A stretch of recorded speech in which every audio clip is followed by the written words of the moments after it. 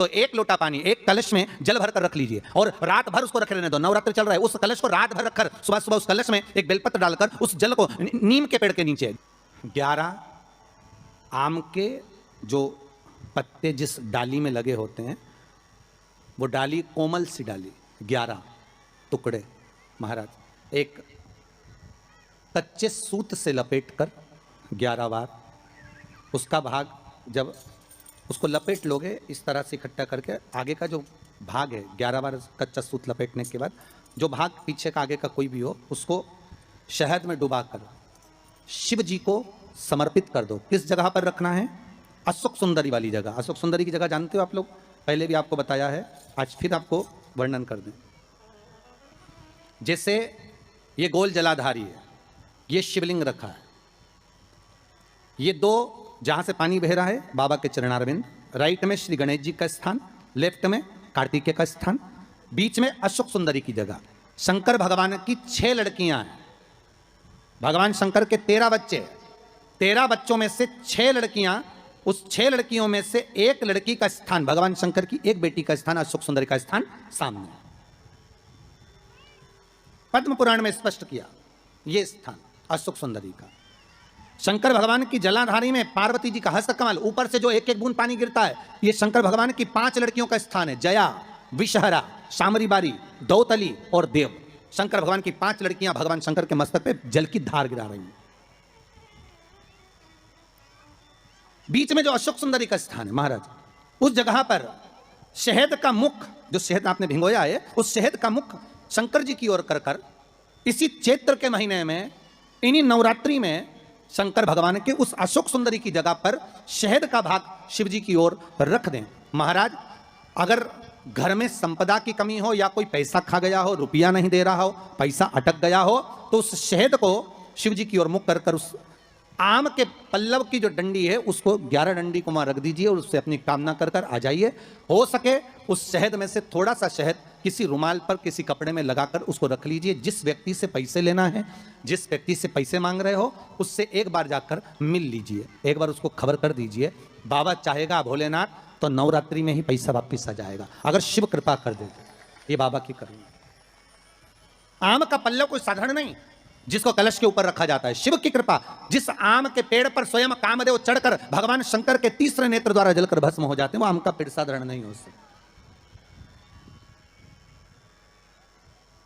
सहज नहीं है। और वैसे भी शिव शिव है महाराज। आम का जो पत्ता होता है, आम का जो पल्लव होता है, उस आम के पत्ते पर हल्दी और सिंदूर,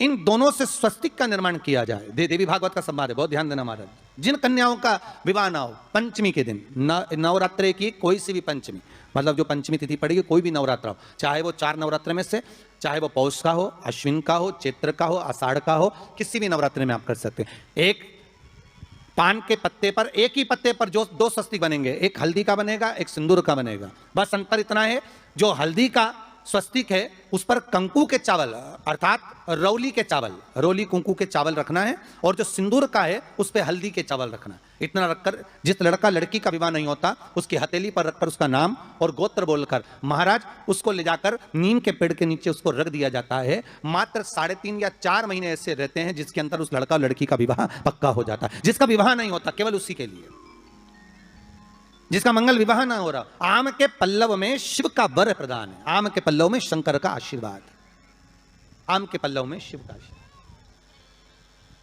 के दिन लोग देवी जी की स्थापना करते हैं, तो क्या स्थापना में क्या रखते हैं? कलश रखते हैं ना। तो कलश किस लिए रखा जाता है? कलश का क्रम क्या है?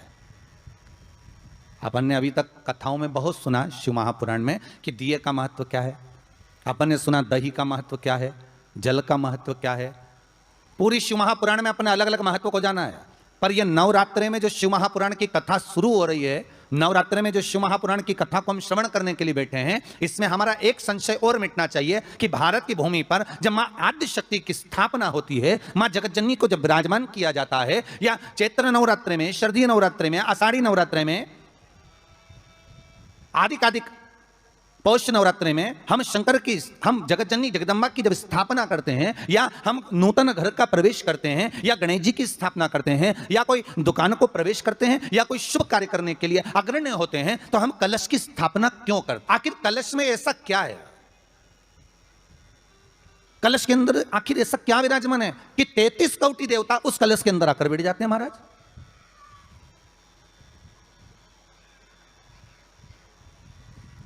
आप कोई यज्ञ करने जा रहे हो, आप कोई पोथी पुराण करने जा रहे हो, आप कोई अच्छा कार्य करने जा रहे हो, तो ब्राह्मण देवता कह देते कलश की स्थापना होगी, कलश की शोभा यात्रा निकलेगी, कलश यात्रा निकलेगी, कलश विराजमान होगा।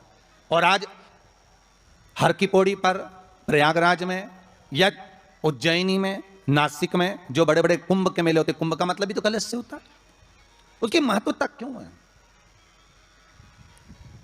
उस कुंभ की, उस घड़े की महत्वता कहां से प्रकट हो गई? शिव महापुराण की कथा कहती है महाराज, भगवान औघड़दानी शंकर स्वयं आद्य शक्ति जगदम्बा से कहते हैं कि जगदम्बा तू क्या चाहती है बोल। तो जगत जननी जगदम्बा कहती है कि जहां मैं हूं वहां शंकर है, ये आपने कह दिया, पर जहां शंकर है वहां पार्वती का होना जरूरी है। उसके लिए सिद्ध करने के लिए एक स्थान ऐसा बनाया जाए जहां पर शंकर विराजमान है और शंकर के साथ पार्वती विराजमान है। तो शिव जी ने कहा पार्वती, उसके लिए मैं तुझे एक सुंदर कलश का निर्माण कर देता हूं। कितना सुंदर लिखा है देवी भागवत के अंदर कि जहां कलश की स्थापना होती है उस जगह पर किसी देवताओं को बुलाने की जरूरत नहीं होती। 33 कोटि देवता उस जगह पर स्वतः विराजमान हो जाते हैं। स्वयं 33 कोटि देवता स्वयं वहां विराजमान। और कितनी महत्वता कलश की महाराज। आप लोगों से भी निवेदन है, क्षेत्रीय प्रतिपदा है आज, जिनके घर में ज़्यादा रोग हो, बीमारी हो, ज़्यादा तकलीफें आ रही हों, कष्ट बढ़ रहा हो, बीमारियां बढ़ रही हों, या भय लग रहा हो, डर लग रहा हो, हृदय चित्त में कहीं ना कहीं आपको भय का भान हो रहा हो, तो एक लोटा पानी, एक कलश में जल भर कर रख लीजिए और रात भर उसको रखे रहने दो। नवरात्र चल रहा है, उस कलश को रात भर रखकर सुबह सुबह उस कलश में एक बेलपत्र डालकर उस जल को नीम के पेड़ के नीचे, जहां चैत्री नवरात्रि में नीम के पेड़ के नीचे सारी विद्याएं, आद्य शक्तियां, सारी देवी उस नीम के पेड़ के नीचे विराजमान रहती हैं। उस कलश में एक बेलपत्र डालकर रात भर रखकर उस जल को पूरे घर में घुमाकर उस नीम के पेड़ के नीचे समर्पित कर दीजिए महाराज। घर में भय लगना बंद हो जाएगा, कोई बड़ी बीमारी आपको घेरेगी नहीं और उस बीमारी से, उस रोग से आप मुक्त रहेंगे। उस बीमारी से, उस रोग से आप मुक्त पाएंगे, वो बीमारी आपको घेर नहीं। कलश का इस संसार सागर से उबरने के लिए हम भगवान की कथा को अपने हृदय में, अपनी चित्तवृत्ति में, अपने मन में उतार लें।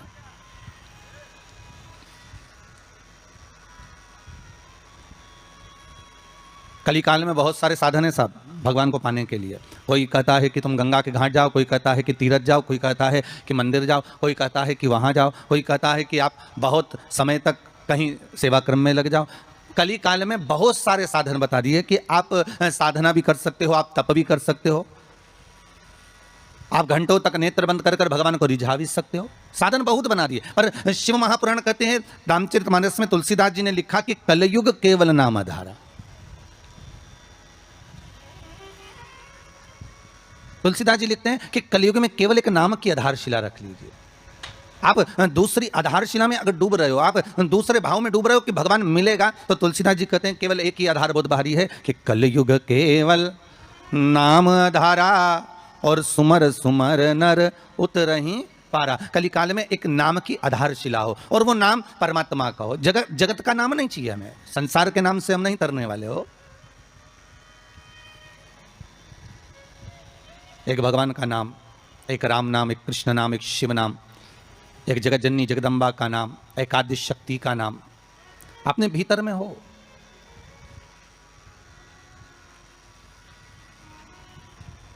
और फिर जब उस परमात्मा का नाम हम इस हृदय चित्त से लेंगे, उस परमात्मा के नाम में जब हम डूबेंगे, तो उसका आनंद भी तो बहुत ध्यान देना महाराज। कलश का जो मुख होता है, उस मुख पर भगवान विष्णु का स्थान होता है। किसका स्थान है? भगवान विष्णु का। थोड़ा सा नीचे आओगे, जहां से कलश का मुख दबा हुआ होता है, वह जगह भगवान स्वयं शिव की होती है। किसकी जगह है? भगवान शंकर की। कलश का अग्रभाग, नीचे का भाग जहां से फैला हुआ होता है, वहां ब्रह्मा का आधिपत्य स्थापित होता है। फिर कलश का जो नीचे का भाग होता है वो भगवान शिव और शक्ति का स्थान होता है। कलश के बाहरी भाग में, जहां पर बाहर का हिस्सा होता है, उस कलश के बाहरी भाग में 33 कोटि देवताओं को भगवान शंकर ने लाकर विराजमान किया होता है। महाराज भगवान शंकर 33 कोटि देवताओं को निमंत्रण देकर उस कलश में विराजमान कर दिया। आप स्वर्ग जाएंगे ना जाएंगे इसका कोई गारंटी नहीं है। हम स्वर्ग जाएंगे ना जाएंगे इसकी भी कोई गारंटी नहीं है, ठीक है। पर इतना विश्वास जरूर है कि आप अगर भगवान शंकर का अनुमोदन कर रहे हैं, आप शिव नाम की चर्चा कर रहे हैं, आप शंकर की कथा को श्रवण कर रहे हैं, आप शंकर की कथा में डूबे हुए हैं, आप आदिशक्ति के नवरात्रे में शंकर का अनुमोदन कर रहे हैं, आप शिव अर्चना कर रहे हैं, आप शंकर का नाम जाप कर रहे हैं, आप शंकर का स्मरण कर रहे हैं, तो यह पक्का है कि आप बैकुंठ जाएंगे ना जाएंगे इसकी कोई गारंटी नहीं है। पर यह पक्का है कि आप अगर भगवान के नाम में डूबे रहे तो बैकुंठ अधिपति नारायण तुम्हारे पास जरूर आ जाएगा, यह पक्का है महाराज। आप जाएंगे ना जाएंगे उसके कोई बात नहीं है, पर भगवान स्वतः, नारायण स्वतः अपने पास आ जाए इसका सुख है, इसका एक आनंद। तो हम दान कर रहे हैं, पुण्य कर रहे हैं, या हम कोई सत्कर्म कर रहे हैं, या हम कुछ भगवान के निमित्त हम ये सोच कर दे रहे हैं कि हम दान करेंगे तो ऐसा होगा, हमें स्वर्ग मिल जाएगा। नहीं नहीं, हमें स्वर्ग जाने की चाहत तो छोड़ देना चाहिए। कहा करऊं मैं बैकुंठ के जाए, मैं बैकुंठ जाकर करूंगा क्या? बैकुंठ की चाह इस मन को नहीं होना चाहिए। मन को तो यह चाह होना चाहिए कि मैं भगवान का इतना भजन कर लूं कि बैकुंठ का नाथ, बैकुंठ अधिपति स्वयं नारायण, कैलाश पर रहने वाले मेरे शंकर, द्वारका में रहने वाला मेरा कृष्ण, गौलोक में निवास करने वाला मेरा परमात्मा स्वतः दौड़कर मेरे पास आ जाए।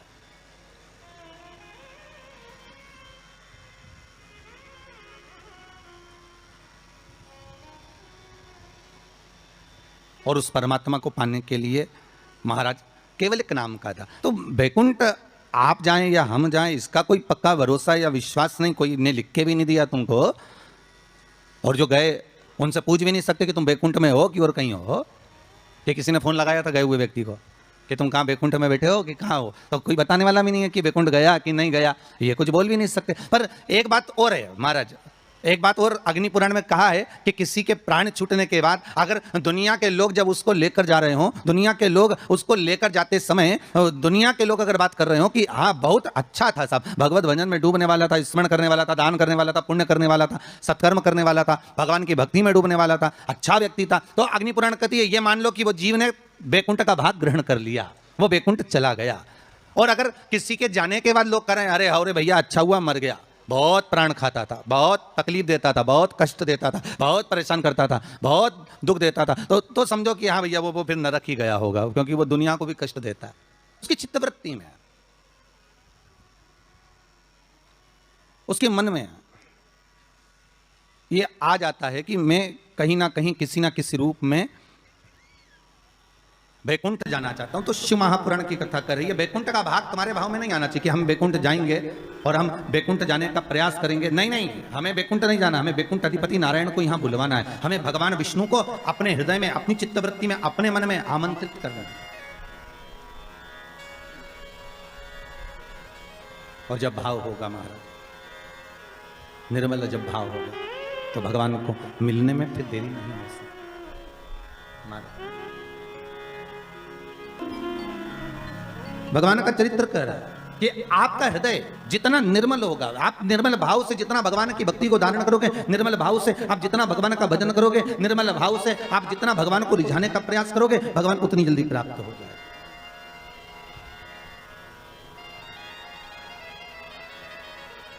उतनी जल्दी।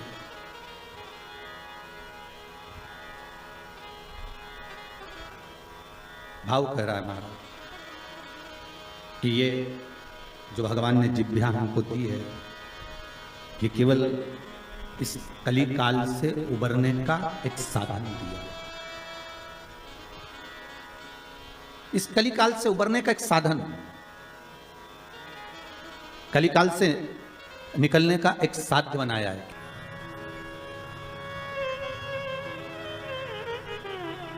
एक बार आद्य शक्ति मां जगत जननी जगदम्बा दुर्गा भवानी भगवान शंकर के पास जाती हैं और भगवान शिव से मां जगत जननी दुर्गा भवानी ने एक बात कही कि प्रभु सुनिए, मैं जहां जहां पर हूं, मां जगदम्बा कह रही हैं कि मैं जहां जहां पर हूं प्रभु आप वहां वहां पर हो ना। शंकर जी बोले जहां शक्ति है वहां शिव है, मैं वहां पर हूं। तो जगत जननी जगदम्बा के मुख से निकल गया प्रभु फिर जहां पर शिव है वहां पर भी शक्ति है, जहां शंकर है वहां स्वयं आद्य शक्ति जगदम्बा पार्वती, मैं वहीं पर हूं जहां आप हो। शंकर भगवान ने कहा सुन पार्वती, तू जहां पर है वहां पर शंकर है। मैं विश्वास रखकर इस वचन को निश्चित कर देता हूं कि जहां पार्वती है वहां शंकर है।